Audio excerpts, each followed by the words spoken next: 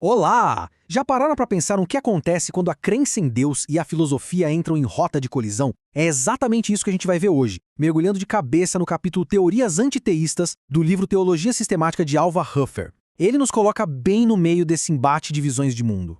Ok, então vamos direto ao ponto. Dá uma olhada aqui. Este quadro mostra exatamente como o autor organiza a discussão. De um lado, o que ele chama de fatos teísticos, que são basicamente as crenças centrais, e do outro lado, as teorias que batem de frente com esses fatos. Entender essa divisão é, sem dúvida, a chave para sacar o argumento principal do texto. Então, o nosso caminho vai ser este. Primeiro, a gente entende a raiz desse conflito. Depois, vamos passar por cada uma das teorias que o texto analisa. Ateísmo, agnosticismo e por aí vai, para a gente entender a lógica por trás de cada crítica. Olha, o ponto de partida do texto já define todo o tom da conversa. A ideia central é que a humanidade, na sua origem, era monoteísta. Sabe o que isso quer dizer? Que, na visão do autor, as outras teorias não são só, visões diferentes. Elas são vistas como uma espécie de degeneração de uma verdade primordial.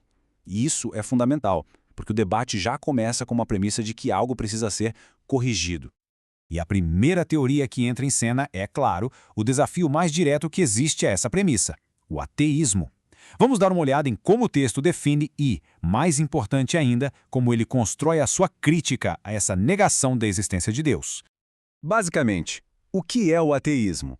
É a negação do teísmo, certo? Simples. Só que o texto não para por aí. Ele adiciona uma camada de julgamento teológico bem específica a essa definição, classificando essa posição como algo anormal. E não existe um tipo só de ateísmo, segundo o autor. Ele faz uma distinção aqui. De um lado, o que ele chama de ateísmo dogmático, que é aquele que diz abertamente Deus não existe. Do outro, o ateísmo virtual, que é mais sutil. Ele estaria implícito em outras teorias que, no fundo, são contrárias à ideia de um ser supremo. E a crítica principal do texto a essa postura pode ser resumida nesta citação aqui, do teólogo Henry T. Essen. A lógica dele é a seguinte: como é que alguém com conhecimento limitado pode afirmar com 100% de certeza algo tão absoluto como a não existência de Deus? Para fazer isso, a pessoa precisaria ser onisciente, o que, segundo ele, torna a posição ateísta arrogante. Ok, então se o ateísmo dá um não definitivo, o agnosticismo chega e muda a pergunta. A questão deixa de ser sobre crer ou não crer. O foco agora vai para os limites do nosso conhecimento. A pergunta-chave do agnóstico não é Deus existe, mas sim, é possível saber se Deus existe? Exatamente isso. O agnosticismo não nega, ele suspende o julgamento. A posição é: simplesmente não temos informações suficientes, nem para afirmar, nem para negar.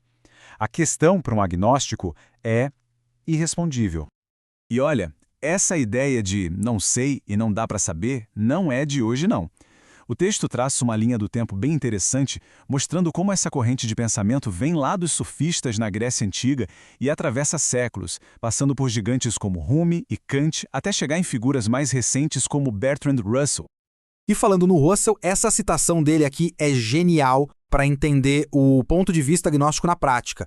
Ele basicamente diz o seguinte: olha, eu não posso provar que Zeus e os outros deuses do Olimpo não existem, mas a probabilidade é tão baixa que na prática eu vivo como se não existissem. Ele aplica a mesma lógica ao Deus cristão. É uma questão de probabilidade, não de certeza absoluta.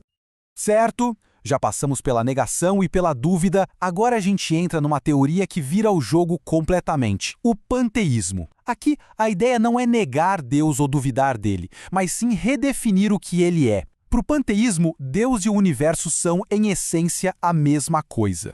E para entender a crítica do texto ao panteísmo, a gente precisa olhar para esses dois conceitos, imanência e transcendência. Pense assim: imanência é Deus dentro do mundo, presente em tudo. Transcendência é Deus acima e fora do mundo, independente dele. O que o autor argumenta é que o panteísmo foca tanto, mas tanto na imanência, que acaba eliminando a transcendência. Deus se torna um universo e não mais o criador separado dele. Chegando na reta final, o texto agrupa duas últimas visões que, segundo ele, também distorcem a natureza de Deus. São elas: o politeísmo, com seus múltiplos deuses, e o deísmo, com a ideia de um criador que, digamos, se aposentou. Então, vamos lá. O politeísmo é visto aqui como um afastamento da ideia original de um Deus único. Já o deísmo é aquela famosa analogia do relojoeiro. Deus criou o universo, deu corda no relógio, mas depois foi embora e deixou o mecanismo funcionando sozinho, sem interferir mais. Beleza. Passamos por ateísmo, agnosticismo, panteísmo, politeísmo e deísmo. Depois de toda essa análise, qual é a mensagem central do capítulo? Qual é o fio que amarra tudo isso? O ponto crucial é este. O autor não está fazendo uma análise filosófica neutra, tipo vamos explorar as opções. Não. Toda a discussão é enquadrada a partir de uma norma. E essa norma é a crença num Deus pessoal e criador. Todas as outras teorias são apresentadas como desvios, como estados anormais de consciência em relação a esse padrão. E isso nos leva a uma reflexão final, né? Fica a pergunta: como essas definições que partem de um ponto de vista teológico influenciam a conversa mais ampla entre fé e razão hoje em dia? Porque, no fim das contas, entender como uma visão de mundo define suas alternativas é talvez o passo mais importante para a gente conseguir navegar nesse cenário tão complexo de crenças que a gente vive.